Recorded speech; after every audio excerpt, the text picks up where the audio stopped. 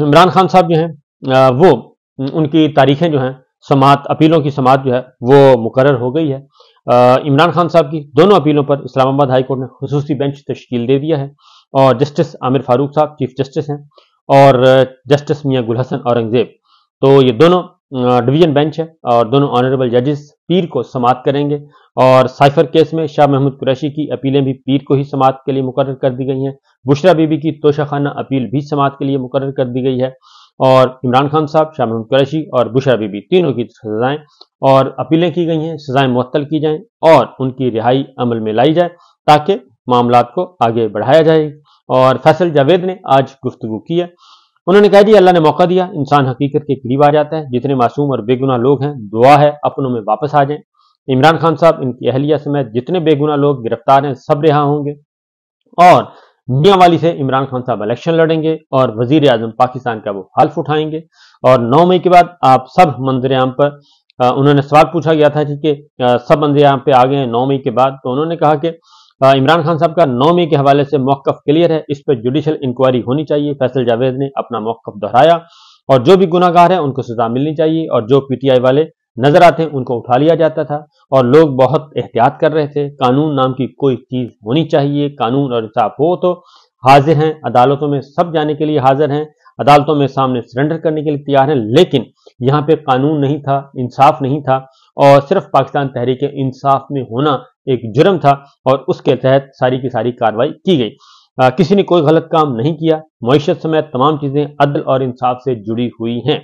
अल्लाह ताला ने कुरान मजीद में अदल और इंसाफ कायम करने का हुक्म दिया और उसी की इस वक्त पाकिस्तान में शदीद किल्लत है, बल्कि शदीद किल्लत नहीं है, जुल्म, इंतहा का जुल्म है।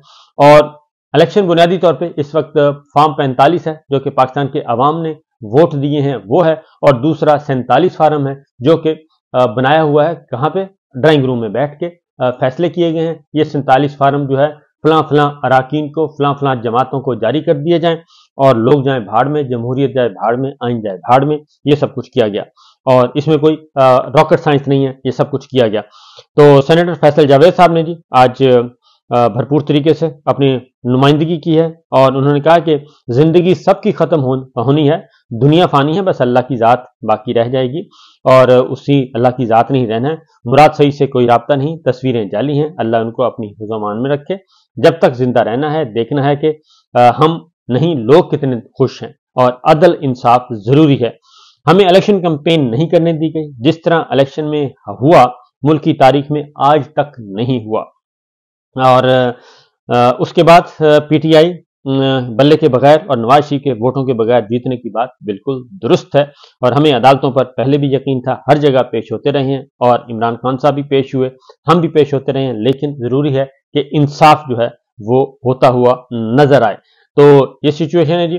और असद उमर, अली नवाज जमान और दीगर के नाकाबिले जमानत वारंट गिरफ्तारी जो है वो मनसूख कर दिए गए हैं। जुडिशल मजिस्ट्रेट शाइस्ता खान कुंडी ने समात की और इसमें मुख्तलिफ किस्म के आज मुकदमात थे जी, सारे के सारे पाकिस्तान तहरीक इंसाफ के। इसी तरीके से अटक में भी आज एक हुआ है, अटक दहशतगर्दी अदालत ने इंसदाद दहशतगर्दी अदालत ने पीटीआई रहनुमाओं में 13 अफराद की जमानत मंजूर कर ली है। इसमें मेजर ताहिर सादिक साहब भी हैं, उनकी बेटी इन बसात भी हैं और उनके साथ ईमान ताहिर हैं, सारी की सारी उनके जमानतें मंजूर हो चुकी हैं और उनके मामलात उनको भी एक रिलीफ मिला है आज।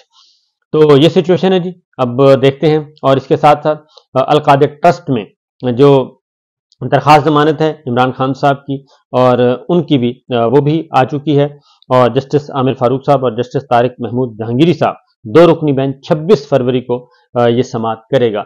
इस तरीके से एक तरफ बहुत ज़्यादा टेंस माहौल है और दूसरी तरफ अब अदालतों की जिम्मेदारी है कि वो किस तरीके से इस सिचुएशन को कंट्रोल करते हैं और लेवल प्लेइंग फील्ड इलेक्शन के बाद, इलेक्शन चोरी के बाद तो दे देनी चाहिए मेरा ख्याल।